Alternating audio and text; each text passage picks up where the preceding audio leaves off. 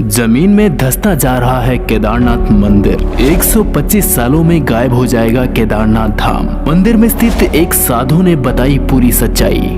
मित्रों, केदारनाथ मंदिर में जितने रहस्य छुपे हुए हैं, उससे ज्यादा मंदिर की ये सच्चाई है कि मंदिर अब अपने खत्म होने की कगार पर है। दोस्तों, इससे पहले हम आपको इससे जुड़ी कहानी के बारे में बताएं। महादेव के सभी भक्त सच्चे मन से कमेंट में हर हर महादेव जरूर लिखें और इस चैनल को सब्सक्राइब करना ना भूलें। नमस्कार दोस्तों, स्वागत है आपका आध्यात्मिक मार्ग पर।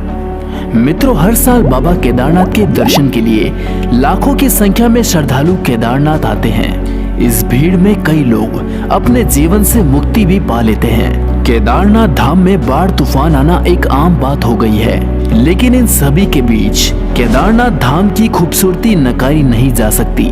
लेकिन अब केदारनाथ धाम धीरे धीरे अपने पतन की ओर बढ़ रहा है। जिस प्रकार धरती पर बने हर एक चीज का नाश होता है, उसी प्रकार केदारनाथ धाम भी अब नष्ट होता जा रहा है और इसके दोषी भी हम ही हैं।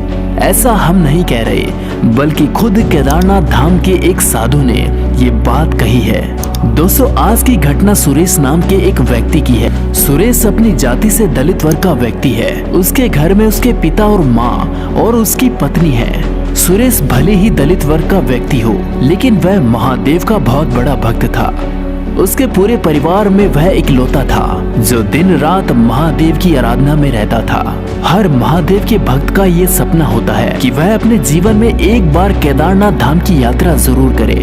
इसी प्रकार सुरेश के मन में भी अपार इच्छा थी कि वह केदारनाथ धाम की यात्रा जरूर करे। फिर क्या था, कुछ पैसे इकट्ठा कर वह केदारनाथ की ओर निकल पड़ा। सुरेश काफी खुश था कि वह केदारनाथ जा रहा है। उसके मन के किसी कोने में केदारनाथ में बस जाने की इच्छा भी भरपूर थी, लेकिन वह अपनी पत्नी और माता पिता की वजह से अपनी इस इच्छा को पूर्ण नहीं कर सकता था। मेरे बाद उनका क्या होगा, ये सोचकर उसने अपनी इस इच्छा को किसी से भी साझा नहीं किया। केदारनाथ पहुंचकर सुरेश बहुत खुश था।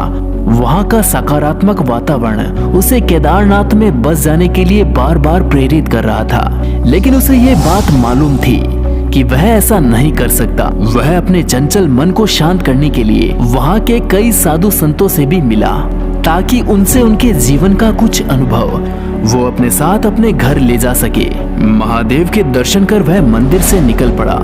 कुछ ही दूरी पर एक पेड़ के नीचे एक साधु विराजमान थे।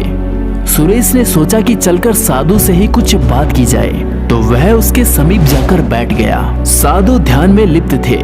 थोड़ी देर बाद साधु ने अपनी आंखें खोली। देखा कि सुरेश उसके सामने ही बैठा था। सुरेश उनके आंखें खुलने का ही इंतजार कर रहा था। तभी साधु ने सुरेश की तरफ देखकर कहा, तुम अपना समय जाया कर रहे हो, तुम्हें अपने परिवार के साथ होना चाहिए। सुरेश को साधु की बात को समझ नहीं आई। उसने पूछा, ऐसा क्यों महाराज? साधु ने बताया कि तुम्हें पुत्र हुआ है। ये पुत्र तुम्हारे जीवन में स्वयं महादेव का आगमन है। तुम जो केदारनाथ पे अपना जीवन यापन करने की सोच रहे हो, उसकी आवश्यकता नहीं है। तुम केवल अपने पुत्र का पालन पोषण करके ही महादेव को पा सकते हो। उस साधु की ये बात सुनकर सुरेश काफी हैरान था। इतना सब कुछ आखिर इस साधु को कैसे मालूम हुआ? मेरे मन की बात उन्हें कैसे मालूम हुई? सुरेश साधु का आशीर्वाद लेने लगा। तभी बातों बातों में साधु ने बताया कि अब बहुत ही जल्द केदारनाथ गायब होने वाला है। तो यदि तुम केदारनाथ की इस पावन धरा पर आ पाए हो, तो ये भी बहुत सौभाग्य की बात है। सुरेश ने फिर अचंभित होकर पूछा कि ऐसा क्यों महाराज? तब साधु ने कहा, लाखों की संख्या में श्रद्धालु जिस प्रकार केदारनाथ की भूमि पर आकर उसे प्रदूषित कर रहे हैं, इससे महादेव काफी रुष्ट हैं और इसी कारण केदारनाथ मंदिर हर साल 1 मीटर जमीन के अंदर धंसता जा रहा है। अनुमान है कि आने वाले 125 सालों में केदारनाथ का कोई भी अस्तित्व नहीं होगा। ये सुनकर सुरेश और भी ज्यादा हैरान हो गया। महाराज का आशीर्वाद लेकर सुरेश अपने घर की ओर लौट गया और अपने बेटे के साथ सुखमय जीवन बिताने लगा। सुरेश का केदारनाथ जाकर साधु से मिलने और साधु की इस भविष्यवाणी के 2 साल बाद ही 2013 में केदारनाथ में परले आ गई थी। पूरी केदारनाथ धरती मंदाकिनी के प्रकोप में आ गई थी। उस सैलाब में पूरा केदारनाथ डूब गया था।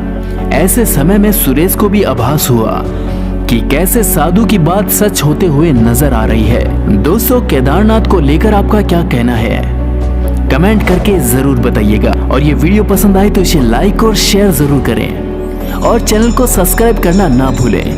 जल्द मिलते हैं अगली वीडियो के साथ। हर हर महादेव।